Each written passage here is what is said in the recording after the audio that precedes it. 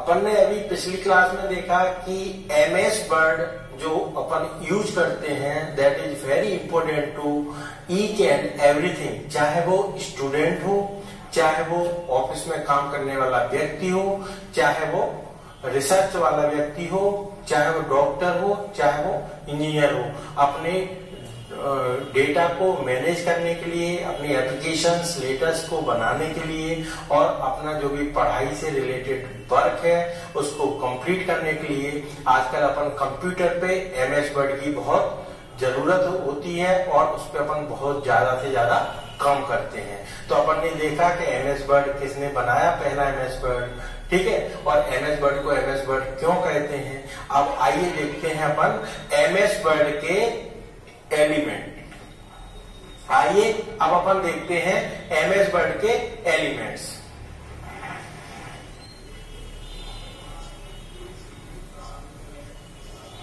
Element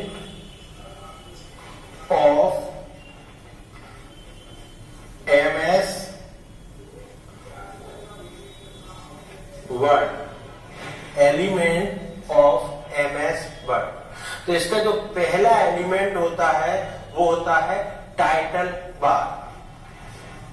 first का जो पहला एलिमेंट होता है that is called title bar.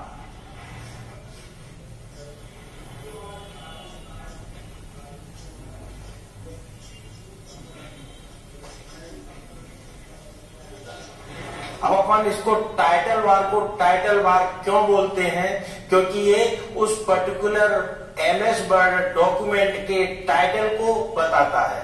जैसे अपन इसके प्रैक्टिकल में भी देखेंगे कि टाइटल बार कहाँ होता है और कैसे।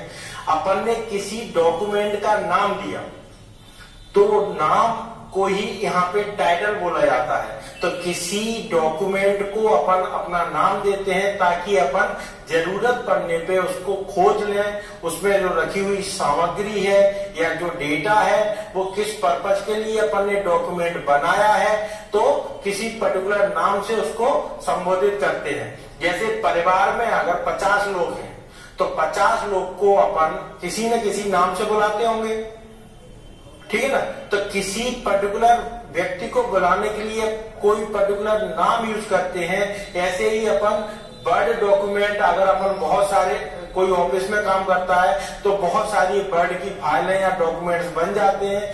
तो कौन सी फाइल किस पर्पज से के लिए बनाई गई है और उस फाइल का कहाँ पे जरूरत पड़ेगी, तो उसको सर्च करने के लिए अपन किसी एक पर्टिकुलर नाम से उसको बुलाते हैं। ऐसे ही अपन डॉक्यूमेंट जब बनाते हैं तो एक पर्टिकुलर फाइल का एक पर्टिकुलर नाम देते हैं, ठीक है। यहाँ पे देखिए, जैसे सपोज मैं एक शीट बना रहा हूं, मान लें अपन ये वर्ड शीट है, तो यहाँ पे एक नाम दिखता है जो फाइल का नाम होता है।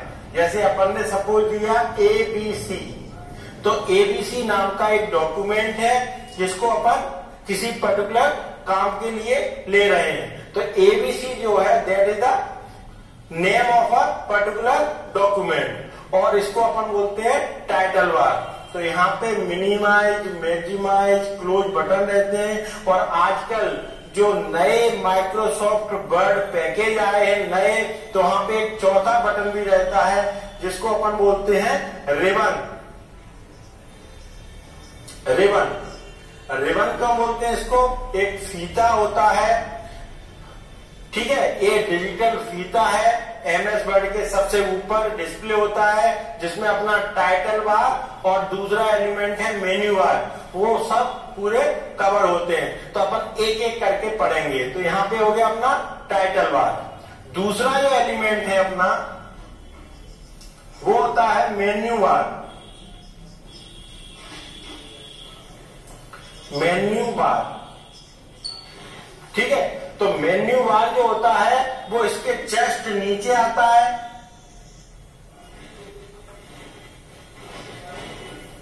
इसके जस्ट नीचे आता है और इसमें बहुत सारे मेन्यू होते हैं। इसमें जो मेन्यू होते हैं वो पहला जो मेन्यू होता है वो होता है फाइल मेन्यू।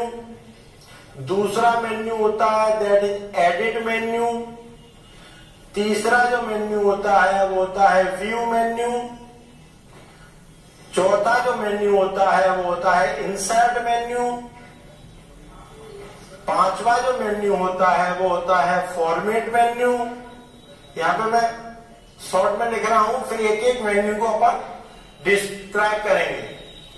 छठवां जो मेन्यू होता है वो होता है टूल मेन्यू। सातवां जो मेन्यू होता है वो होता है टेबल मेन्यू। आठवां जो मेन्यू होता है वो होता है विंडोज मेन्यू। और नौवां जो मेन मेन्यू होता है वो होता है हेल्प मेन्यू। अगर अपन कंप्यूटर के कीबोर्ड की F1 की प्रेस करते हैं तो अपन उस पर्टिकुलर डॉक्यूमेंट की हेल्प में चले जाते हैं। जो भी पर्टिकुलर अपन को मदद चाहिए वो अपन वहां से ले सकते हैं। अगर अपन को कोई काम करना नहीं आ रहा है तो अपन वहां जाके अपन हेल्प ले सकते हैं, मदद ले सकते हैं और उसके बाद अपने काम को दोबारा स्टार्ट कर सकते हैं। क्लियर? तो एक जो मेन्यू बार होता है इसमें टोटल 9 मेन्यू होते हैं। There is 9 menu.